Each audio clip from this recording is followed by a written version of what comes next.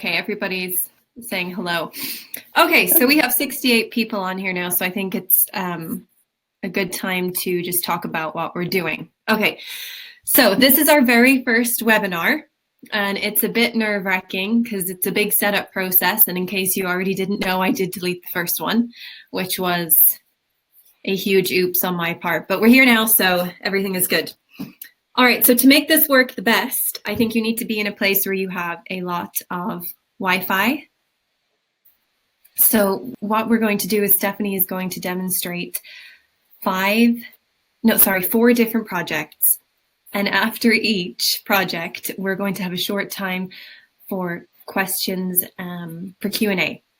So I'll read your questions to Stephanie during that time. I might even go and join her in the room that she's in and read the questions to her. And she'll be able to answer you.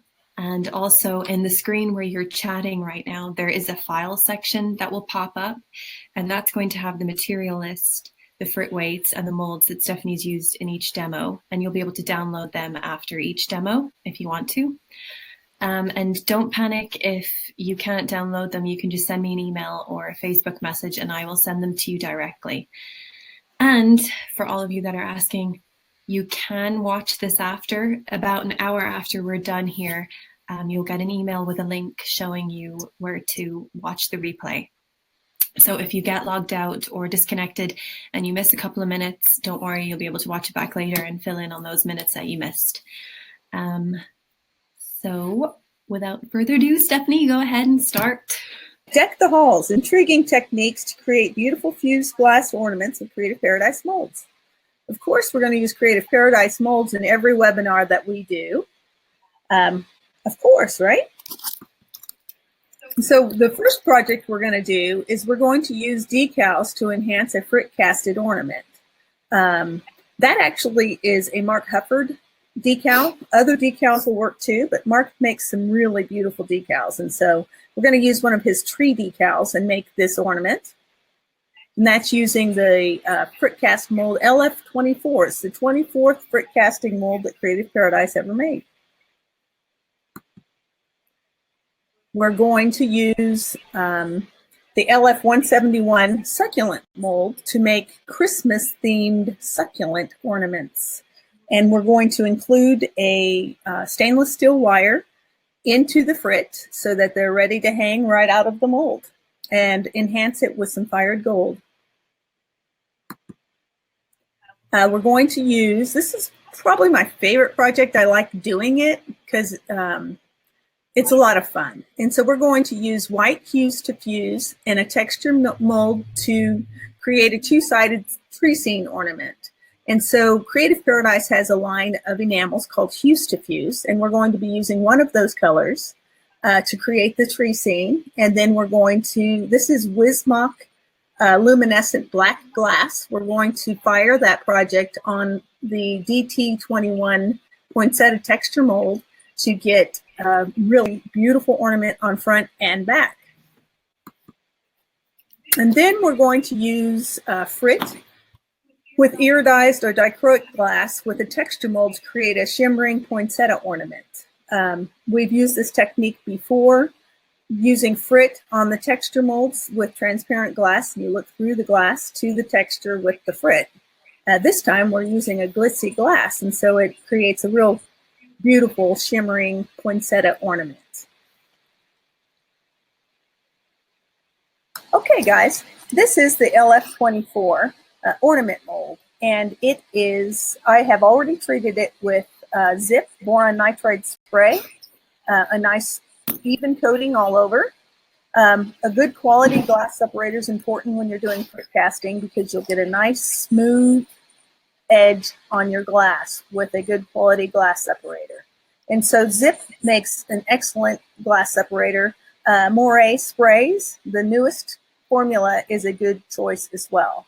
And so this is what we're going to be making. We're going to put frit in this mold, and then we're going to put a decal on a piece of glass. So the first thing I'm going to do is I want the cap of this ornament to be black.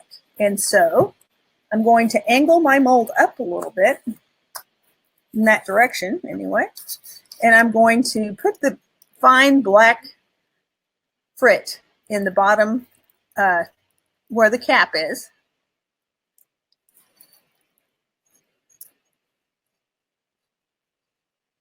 And if you get a little bit of spillover, it's okay because we're going to be coming with glass this way too.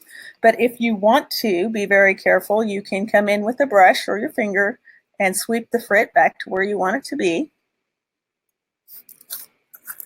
Now I'm going to take, also, I guess I need to mention that I'm using all System 96 frits. What's important is that all of your frit is compatible. You can use 90 or 96. Just have to use all one or all the other. So now I'm going to just use my fingers and fill the bottom of this mold with white fine frit. This one happens to be Wismach. And so I've been able to use the Wismach 96 white frit with the system, with the Oceanside or your Boris frit with no problem at all. Trying to even that out a little bit. The main thing is I just want complete coverage on the bottom. So if I have to give you a measurement, I'd say, oh, 1/4 of an inch of frit on the bottom. Because you want it to be completely filled. You don't want any gaps. Completely covered, I guess is the word, not completely filled. So there I filled the bottom of the mold with the white. Now I'm going to, my goal here is to do a gradual from light blue to darker blue. And so I'm going to take pale blue, and this one was made by Oceanside. I'm going to add the pale blue into the white, about halfway up, maybe 2/3 down, maybe we'll call it that.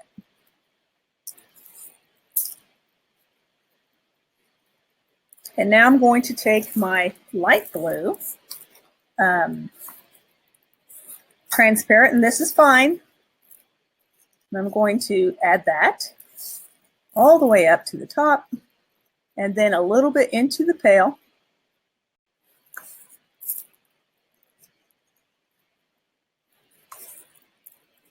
And then in your material list that you'll be given, I call out fine cobalt blue frit, which is what I used to create the first ornament I did.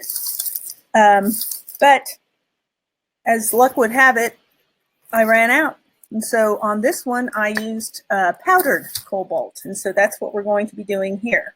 It's transparent. So it's the transparent cobalt that we're going to use. And I'm just going to sift it into the top of the skies because I want it to be darker at top and around the sides. And you can get a little bit of this blue into the black. It's never going to show up because the black's opaque and this is transparent. So I just come in there like that. Now I'm going to use some dichroic frit, just a little bit, here and there. Just add a little bit of sparkle. You don't need much. As a matter of fact, I think I might have gotten a little bit more than I wanted right over here. Just moved around a little bit. Now, what we need to do is we need to cut out, this is a sheet of Mark's tree decals, and they're a really cool design. He did sell out of this one, but he's coming back with another tree sheet in the spring. And so when he comes out with it, I recommend you get it because I've had a really good time using these tree decals. And so what I've done in advance already is I cut out the decal. And what you want to do is you want to cut the decal as close to the design without losing any of the design as you can. Then I'm going to soak it in some water. Then I also got a piece of clear out of my scrap bin and I cut it about the same shape as that decal. I'm going to, as soon as that soaks for a minute, I'll be able to peel that off of the backing and put that on that piece of glass. Really doesn't take very long at all. You can tell it just starts to slip. There we go.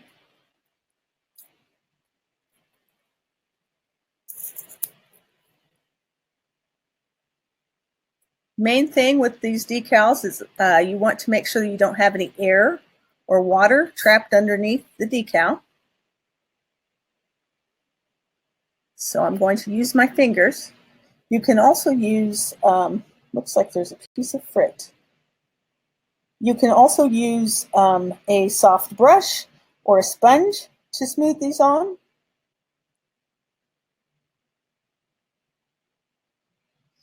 And you see the decal backing.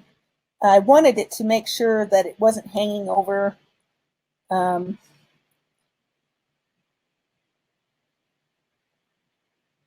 So there we have it. I'm going to use a towel and wipe away the excess moisture.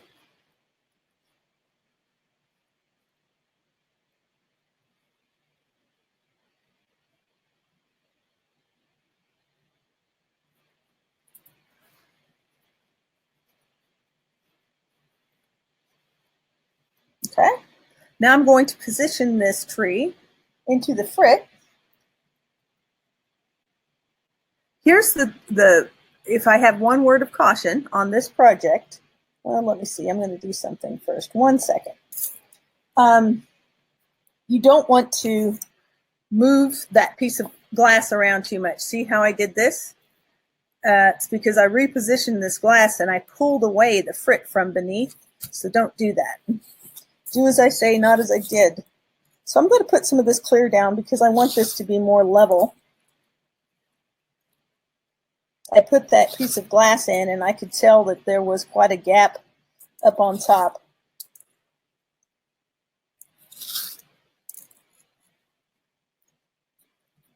Now, I'm going to plop it down there where we want it.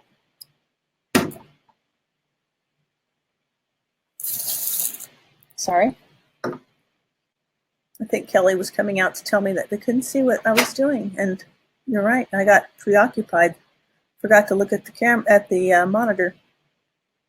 Okay, and now I'm going to fill the cavity with clear. And this mold will hold, I believe it's 50 grams of frit. I have that on your, yes, it is 50 grams. And so what I would do is I would measure the mold empty and then I would measure the mold as I'm filling it with the clear. And put enough in that I knew that I added 50 grams of glass into that mold. And so I don't want the frit to be over the decal area because it will distort it a little bit, and that's not what I want here. And so I'm just going to sweep the frit away from the decal, but I do want it to cut to the edge of that glass. It can even go over the edge of the glass a little bit.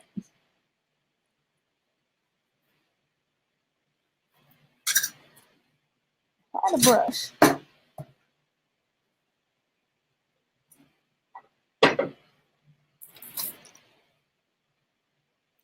So now what I'm going to do is I'll put this in the kiln and fire it to a full fuse.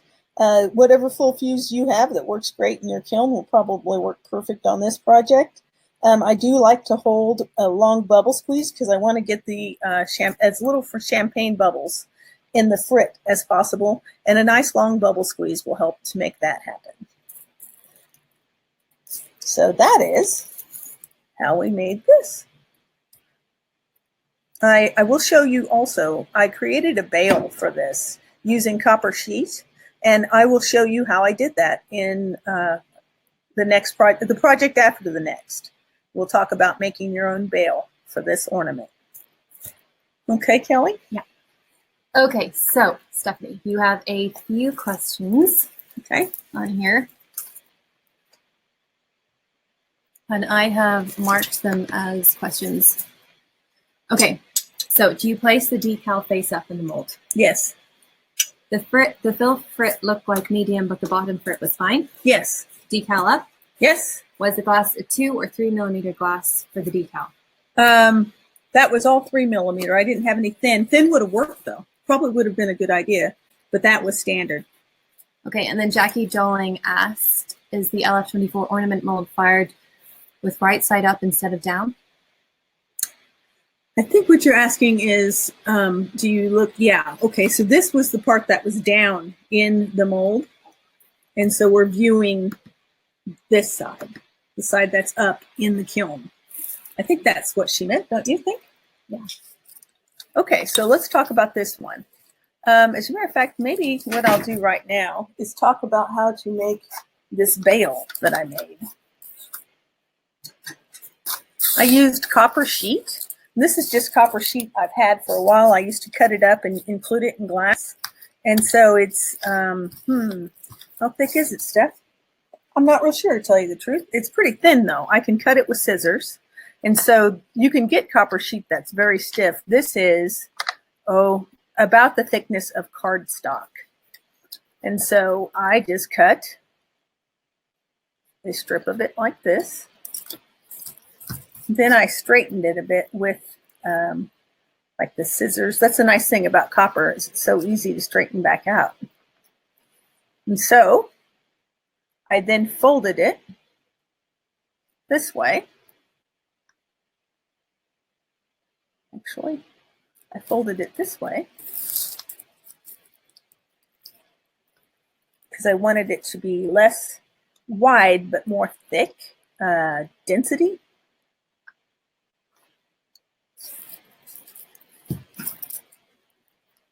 Thank you, Kelly.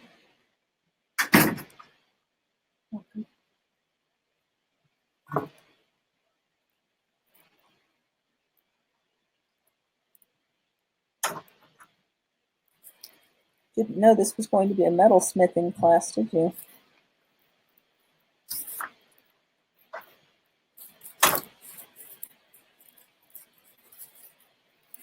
So I folded it that way, then I folded it upon itself, like so. Then I cut a tiny little piece.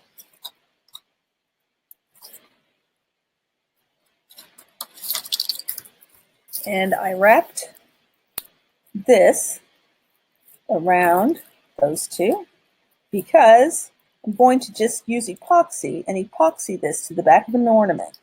And I wanted to make sure that it was all one unit.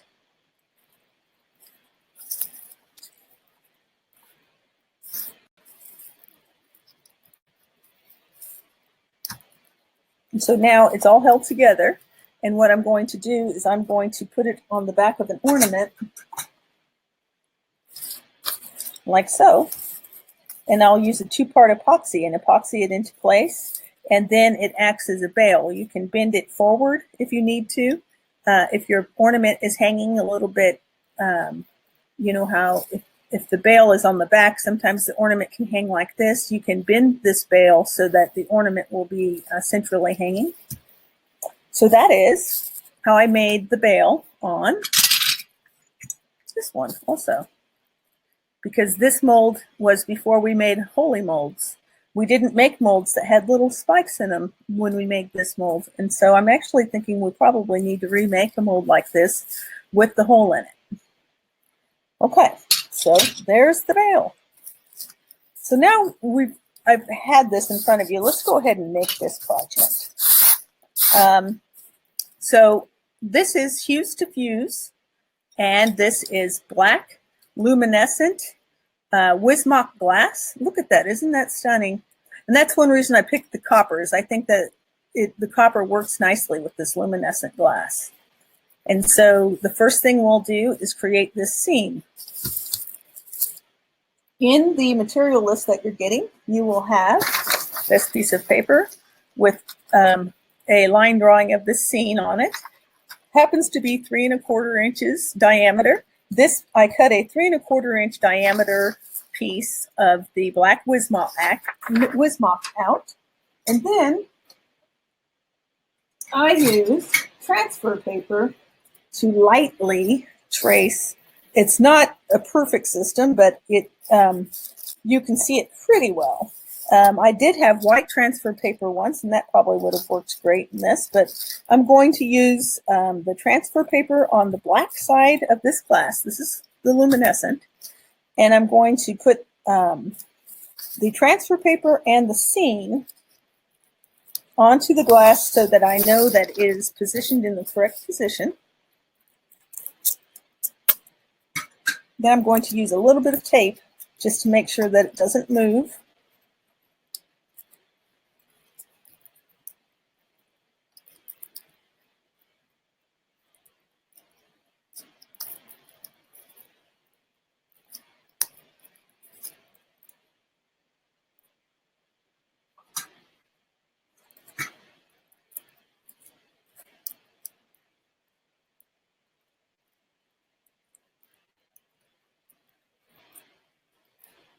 And this is a drawing that I did, and you're welcome to just use it on whatever you want. And you can, I've done this same scene now maybe 5 different times, and none of them look exactly alike because I change it every time. And so, for example, what I'm going to do is I'm just going to do the basic lines here because I want to feel free to create branches wherever I want to.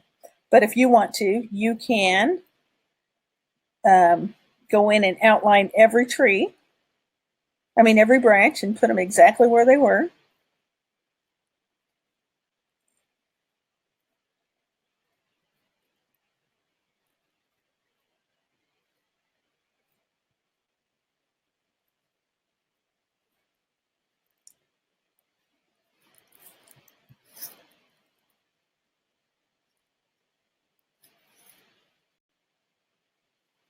It's just basically giving me some reference. And then you'll see the marking is not really strong. As a matter of fact, I'm going to have to angle it so that you can see it from your position. See, right there? It's there, but it's not really strong. But it's strong enough that I can come in with my white Hues to Fuse and just float my painterly trees in there. And so I want to share with you this really cool thing that we sell. It's an applicator bottle, and it works like a charm. This little metal tip on it allows you to create real fine detail.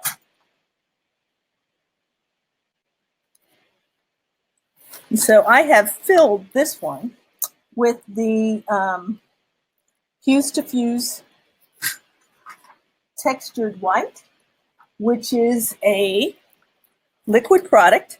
This one, the textured white is, that's the wrong one, this one. Okay, the textured white is pre-mixed, and so it comes as a liquid. The other white is a powder that you can mix with glass media to make, see it's backwards, sorry about that. So I filled this bottle with the textured white. Now I'm going to come in and I'm going to, I realize this is probably going to be backwards for you. The one thing you do need to be careful of is sometimes there can be air bubbles in your paint, and it'll come out as a bubble. And so to avoid, you want to avoid that by making sure to express a little bit of the paint out on something that doesn't matter before you put it on the glass.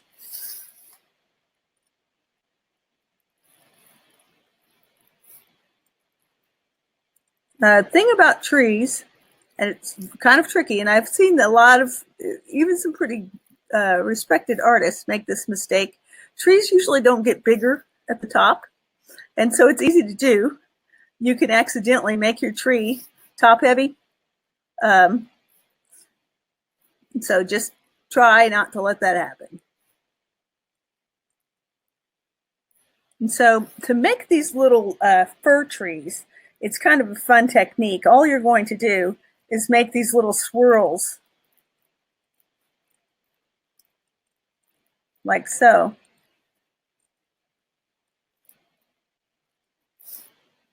And like so.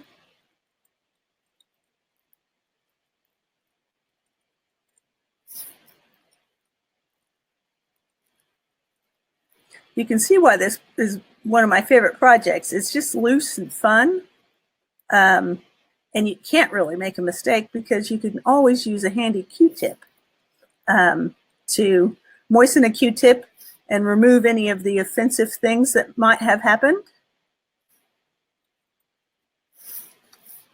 I like some voids. See how this, I left this empty, and I really kind of liked that. And so I'm going to try and do that on this one as well. Leave some voids on the tree. You can see how fine you can do the detail with this handy little applicator bottle.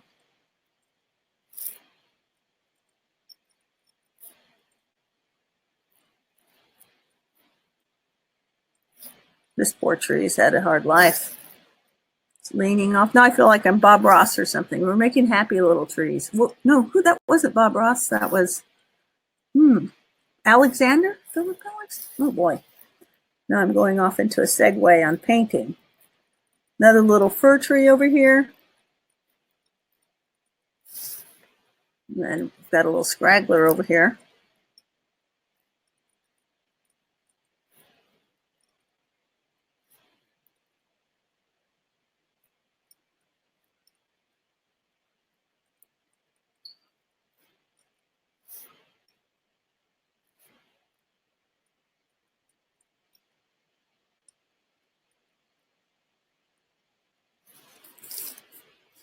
So, say that again. Bob Ross was the one that said happy little trees, happy little clouds. Okay. So there is my tree scene. That was a lot of fun. I could do that for days. It's so much fun just to piddle.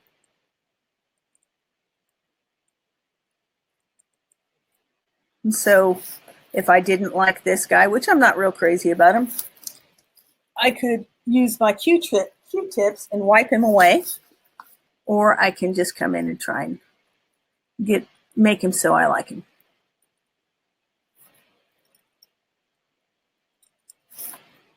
Okay, so now that I have the painting part done, I'm going to use the powdered Hues to fuse, the white, and a sifter to put some snow up in the sky.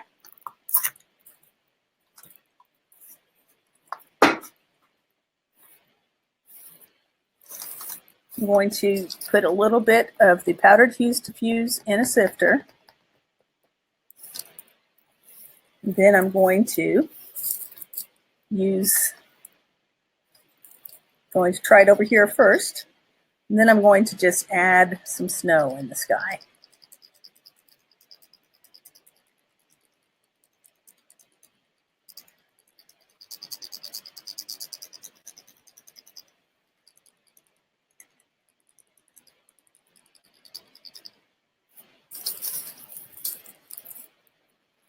So there's the snow scene.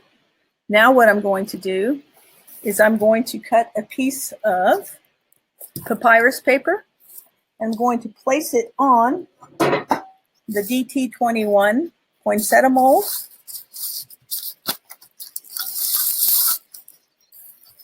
Any location really.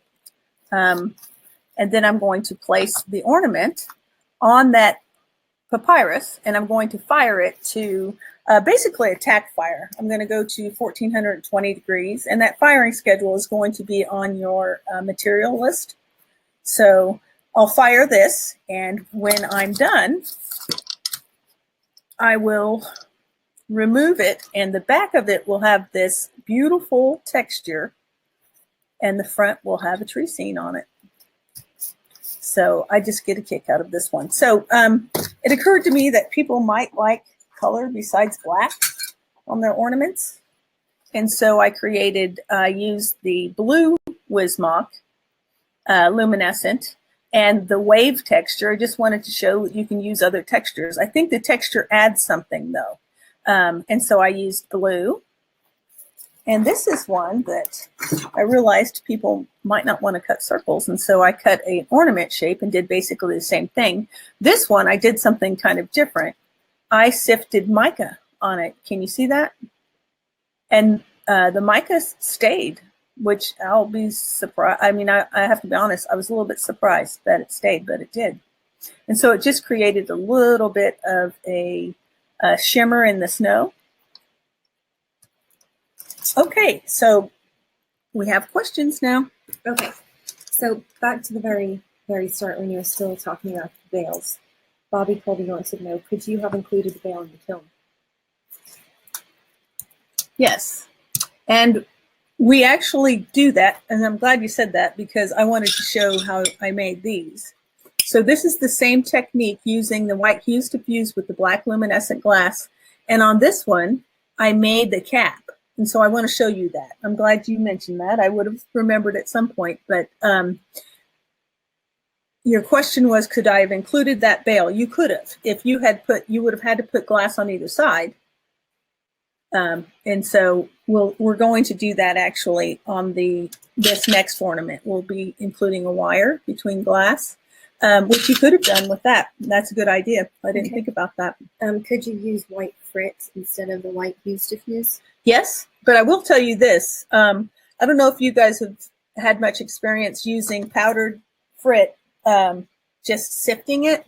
It fades, you know, like one little dot will disappear. But on the enamels, every single solitary one of these dots will stay as you see it upon firing, which that's why I like to use enamels to sift like this over powdered frit. Okay, and Lynn would like to know, with the Wismach, still firing at 1425? That's what I did. Okay. Yeah. All right, so I will go ahead and share that material list right now, and Stephanie will move on to the next one. Okay, I'm going to show you real quick a couple of things that I didn't show you. This one was fun. Do you guys remember Zentangle? It was kind of a thing there for a while. Maybe it still is in some parts, but I mean, it was kind of a rage. And so I took that white applicator bottle and just did little zigzags and had a great time filling this black piece of glass with designs. And this one, I did basically the same thing. What I wanted this to look like was a wood block, you know, those wood block prints, kind of primitive. And so I made the bird. I drew the bird with the white first, and then I just kind of made scribbly marks all the way around the bird, but not in, you know, it left a little tiny gap around the bird. And then I actually used a Q-tip to make these berry areas. So that one was fun. And that one I used the weighty texture on the back. This one I wanted to show that you can use iridized glass with the Hues diffuse with the irid side up. And then I just embossed the black glass. I plan to use, so let me back up. This is System 96 Spectrum Black Irid. I put poinsettia with the same bottle filled with the Hues diffuse. On the iridized side, I sprinkled a little bit of fine clear on the edge because I wanted to add a little bit of wrinkly sparkle. And then I fused that on that same poinsettia texture. I drilled a hole in this one afterwards. I just wanted to show that that is an option. And I plan to use some kind of a acrylic to wash into the low areas of here, a gold acrylic or something of that sort to enhance this texture on the back. But honestly, it's pretty just like it is. Okay, now I want to show you building that bale. Oh, here's another one. This is the blue Wismach, and I tried to emboss crosses on the back of it. I thought that would be kind of a cool thing to have rejoice on the one side and the crosses on the other.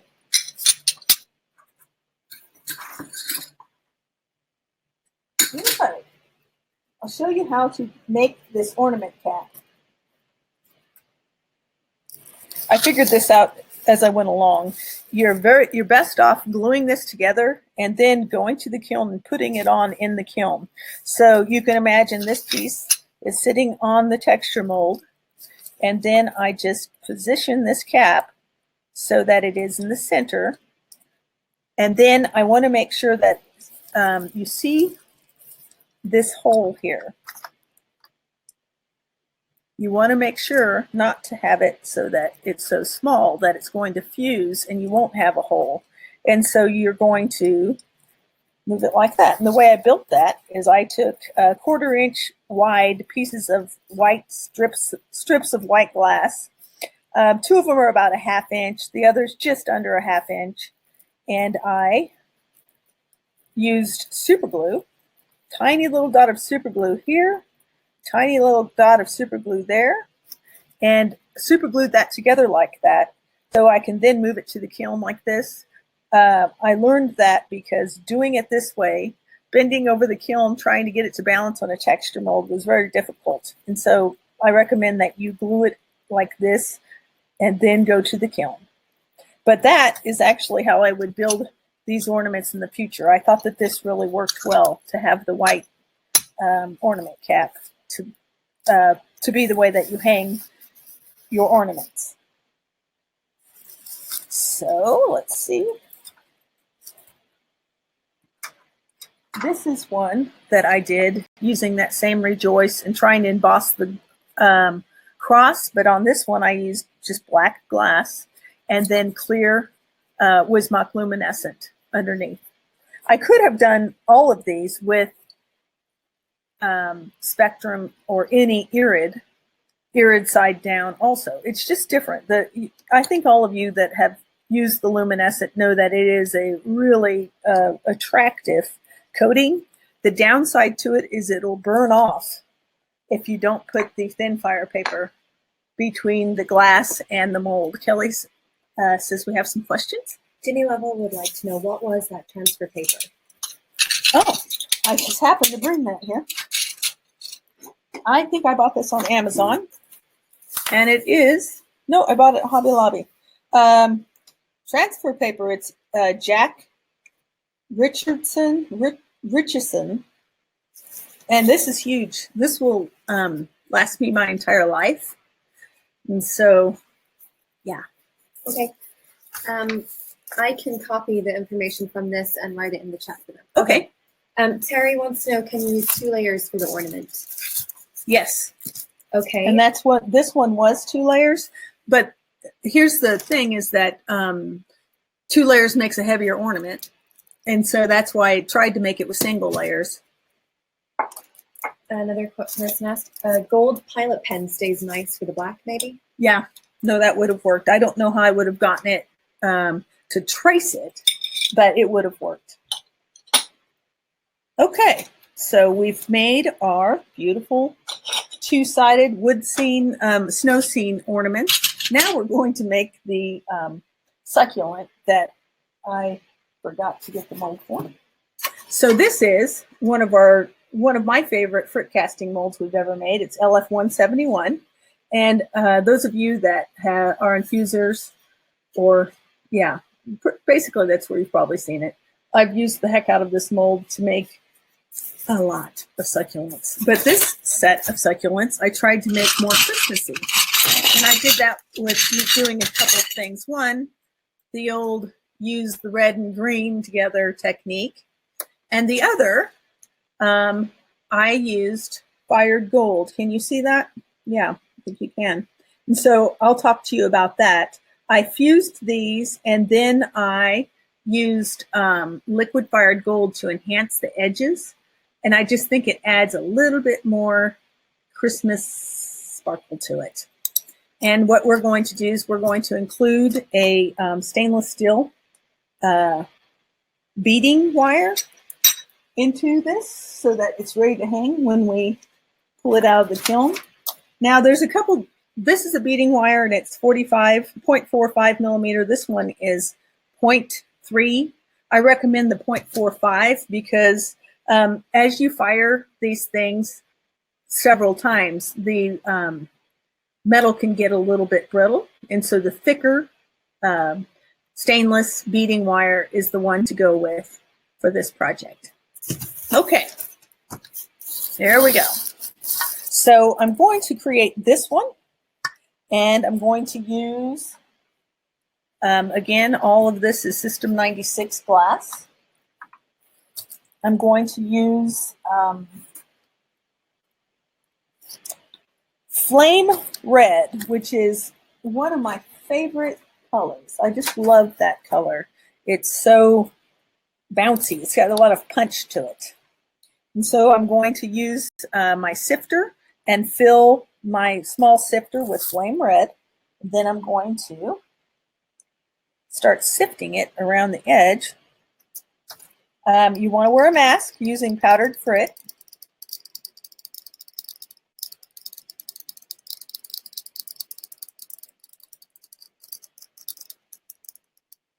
Got a little carried away there on that one.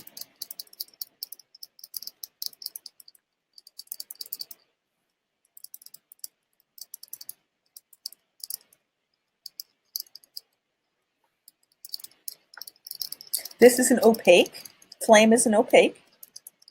And like any red, if I just back it with green right now, it will go a little bit dark on me. And so to avoid that, well, let me put the moss green in first. So I want the center of this to be more pungent. And so I'm going to sift some moss green.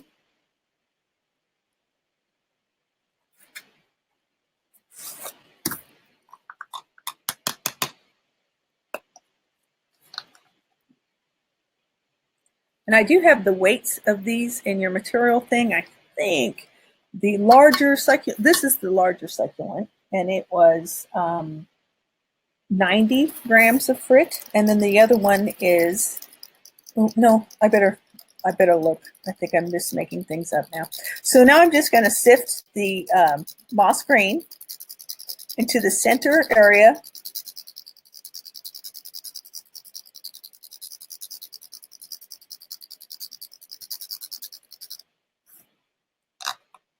And now I'm going to add a little bit of persimmon behind the flame to help back it so that it comes out more bright and not dark. Some orange might have worked also, but I like this persimmon. It's a nice color. It's a nice color.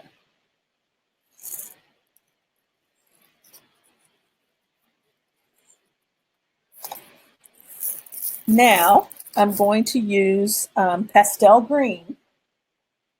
I may have, some of you have followed me on or have watched some of our live feeds before, and so some of my stories may repeat themselves, but pastel green and I have a interesting relationship. When we first got to know each other, I didn't like pastel green. And I let it know that. No, I just didn't use it. I thought that color is horrible. As a matter of fact, I think at the time, didn't they call it Easter green? I swear they did. But I just thought, ugh. And I had sheets of it in here. It took me forever to use. Now I love it because it works really great with other transparent colors fused over it. Champagne is the same way. Champagne opal, I feel the same way about it. Didn't like it, now I love it. Isn't that funny? Okay, so that was the pastel green fine. Now I'm going to add, I could add Amazon green fine, but I'm adding Amazon green medium grain, I'll be honest, because I'm out of the fine. But that's okay, this, you won't even be able to tell. Now, the reason that I use fine down in the mold, a lot of times I'll use powder and then fine and then medium, is because you can see the grains of the medium grain. And on a lot of projects, I don't want people to see the grain. And so that's why I use a lot of fine down, and then I can back with medium. Now I'm going to add clear until this mold holds the required weight, which I believe this one was 90 grams, but we'll have to look. And so I'm going to pretend that I've weighed that. I actually never weigh them. I always just look, but I know I can understand why people want weights.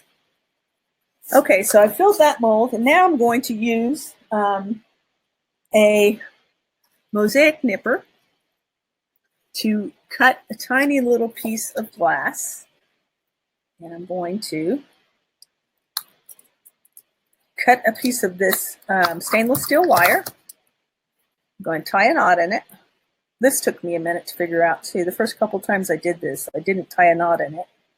And it wants to spring into places where you don't want it to spring.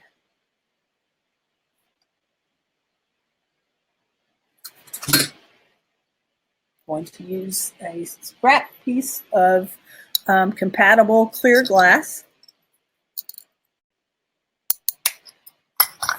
And I'm going to place that over and up high, because you don't want the ornament to hang from the middle. You'll put it up high, like so. You want to make sure that the wire is completely, that knot of your wire is completely covered.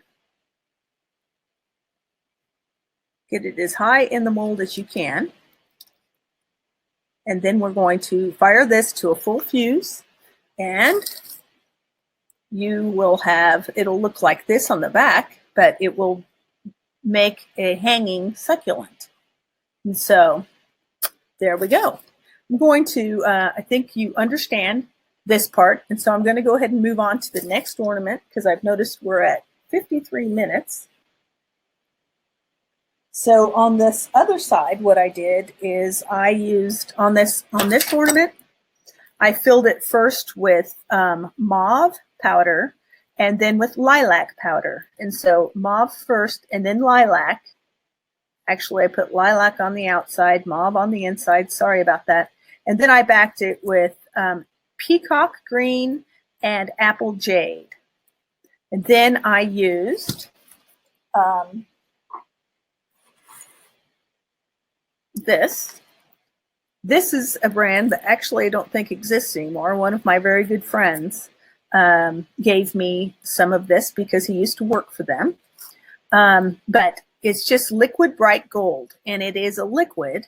And this is the stylus that I will put a dot of it in, and then I will come in and just apply the liquid gold wherever I want it to be. And it looks like iodine. It's kind of a clear, transparent brown liquid, and I'll put it on everywhere I want it, and then I fire it basically to a slump firing. I fired this one pretty fast. I went 400 degrees an hour up to 1220 and held for 5 minutes.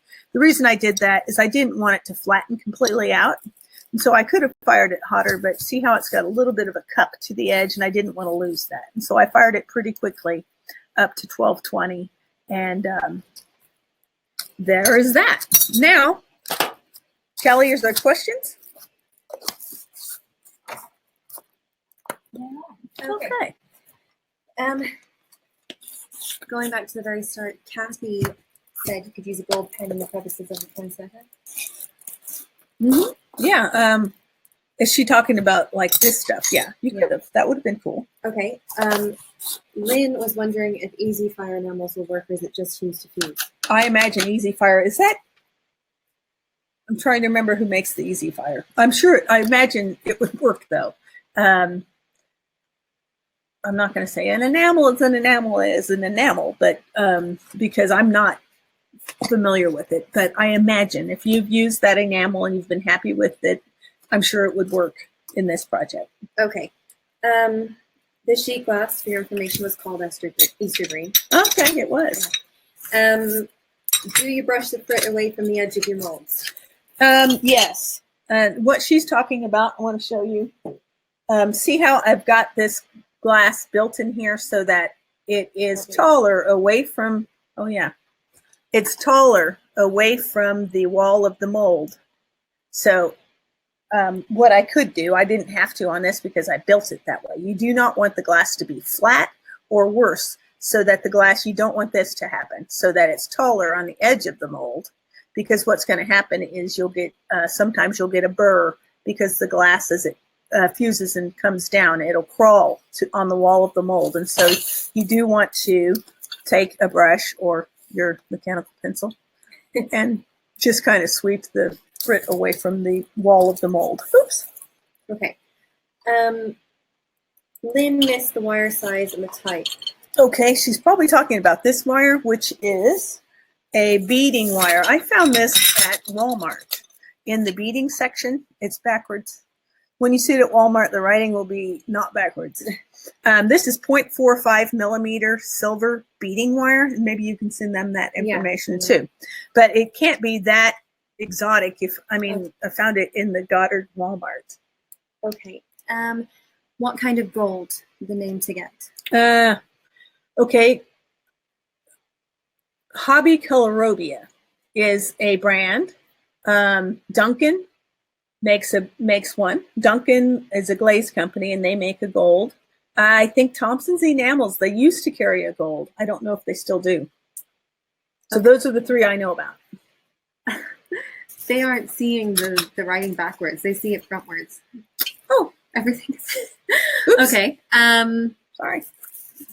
The person that made the penguin icicle use pens. Can we use that? Yes, you just don't fire it. And so you could do that. You can use anything. I always try and do something that's going to be fired because that's what we do, but you don't have to. Just like so many of the icicles have been painted so cutely with a non-fired color product. And so you could use any of that on any of these also. Okay, and I am about to stop sharing the file from the previous demonstration. I'm now going to start sharing the file for the succulents. So feel free to download that in just a minute. Okay, so this next project, what we're going to do is we're going to be making these super glamorous poinsettia ornaments. There's a clear iridized circle. Can you look to see if it's right there? Yeah. And so the first one I made is super glamorous, and the second one too, well, I have to admit, I cheated. I used dichroic glass, and so it's kind of hard not to make a really cool looking piece with a 3 1/4 inch disc of dichroic glass. Yes, thank you. It was in front of me, as the problem is.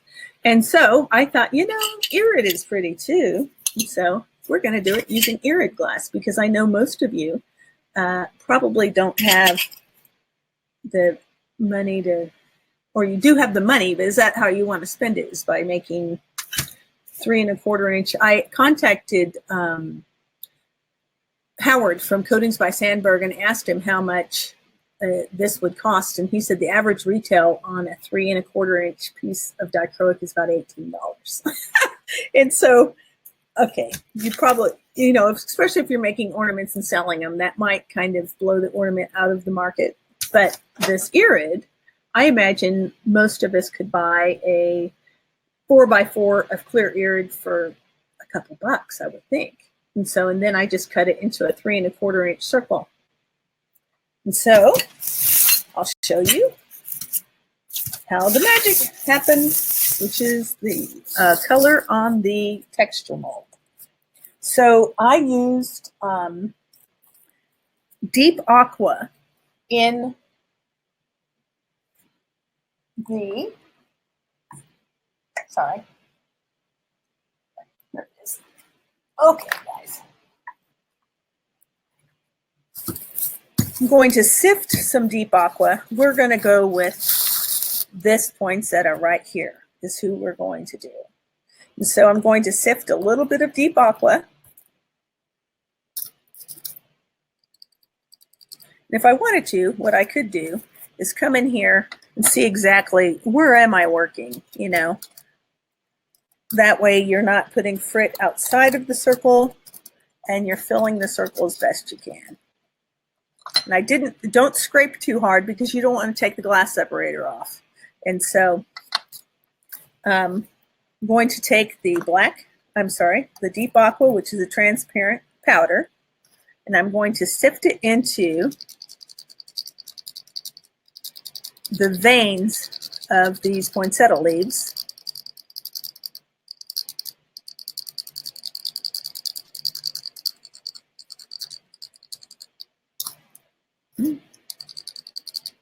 Then I'm going to use my finger and lightly push it about so that it's in the veins.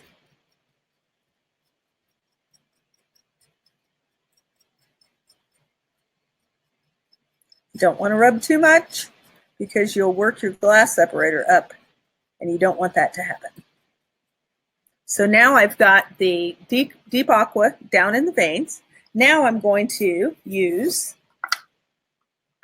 my handy dandy tool, the trusty plastic key pipette.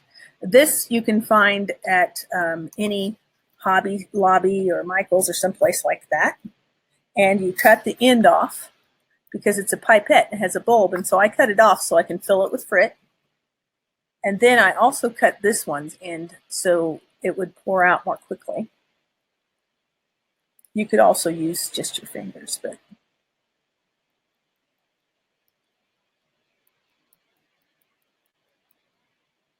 I'm going to, this is marigold and it's fine. So that's fine marigold that I'm putting into the center of these poinsettia. Got a little bit of frit trapped in my pipette.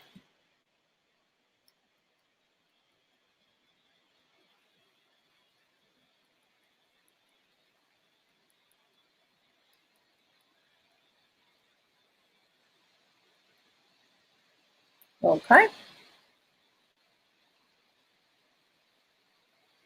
Now I'm going to use Turns Pink, transparent, fine, and I'm going to fill the innermost part of the poinsettia petals.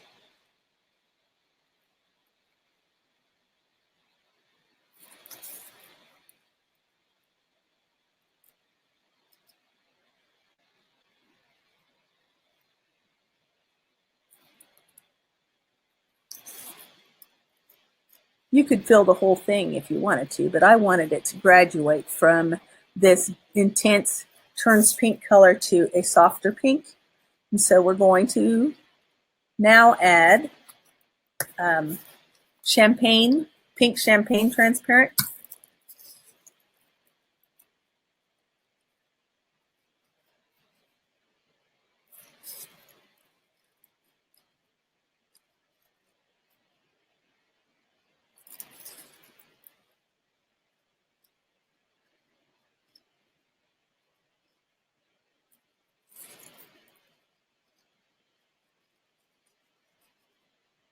I'm going to blend it up into the turns pink also.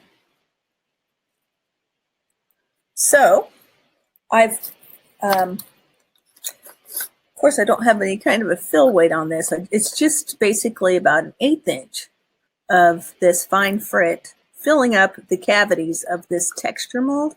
Now I'm going to try and sweep it away a little bit from the piping because I want some of that irid to be uncapped.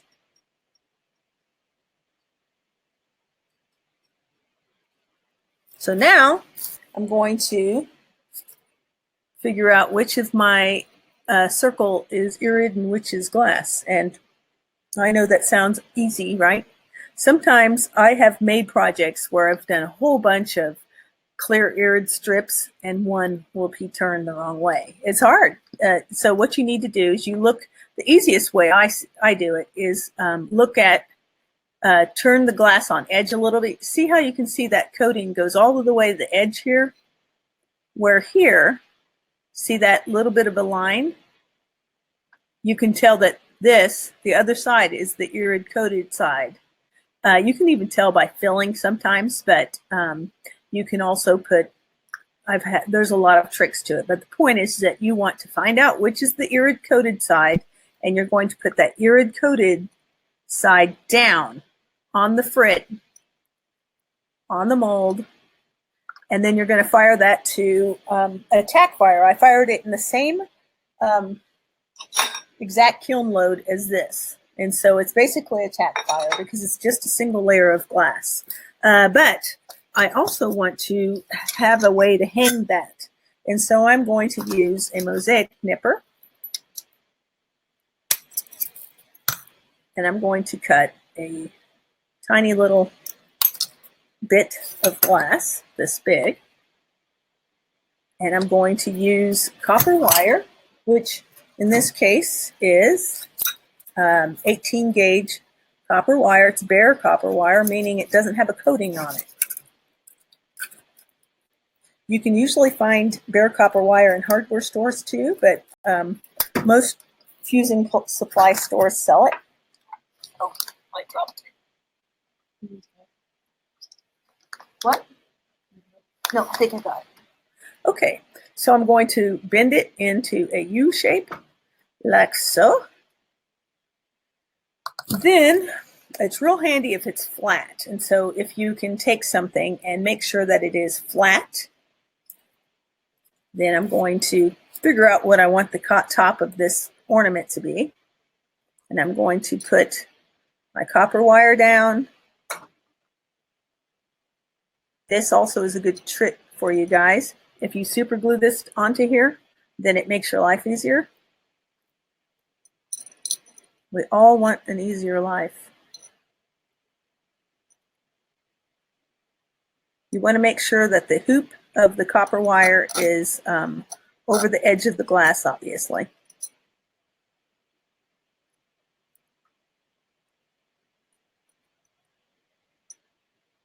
Like so. Then I'm going to fuse that. What you can do, here's a little housekeeping idea for you.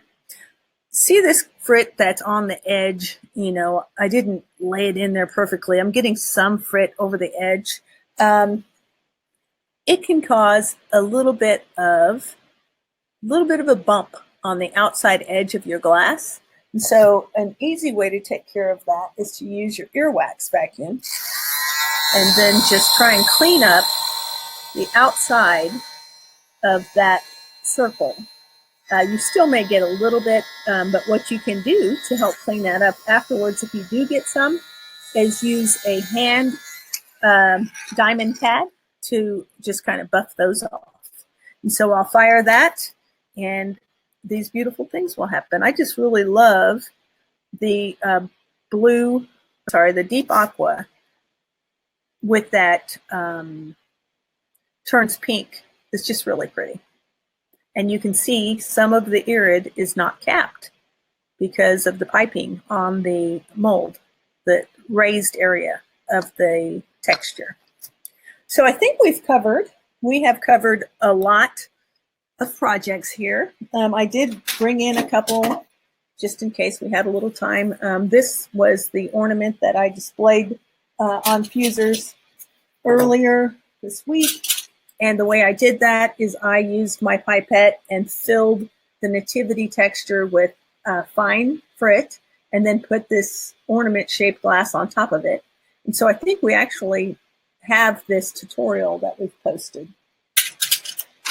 And of course, I have to say that our icicles have been selling like crazy, and we thank you guys so much for your response to all of our icicles.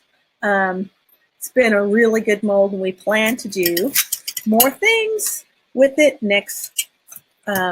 probably next summer. And I have some really cool garden things coming up too. So let's see. Let's see if we can be side by side. There we are. I have Chester. Oh, you stole him. Look at him. I did because I wanted to show everybody Chester. Like, everyone's going crazy. They've noticed he's not there. I love it. Okay, Stephanie, you've got a few questions here quickly before. Wait, nobody leave yet. I've got something really exciting to tell you.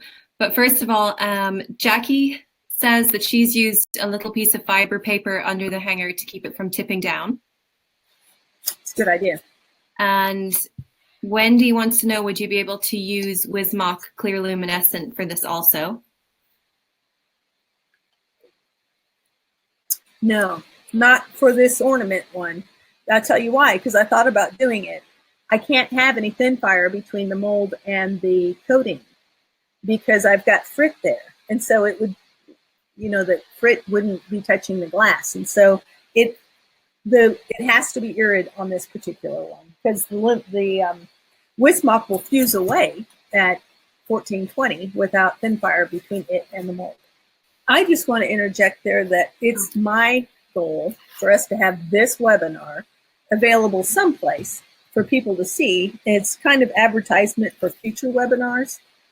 And so even if we don't play the whole thing, I want some of it to be available somewhere. We just have to work out the details. Okay, so that's all.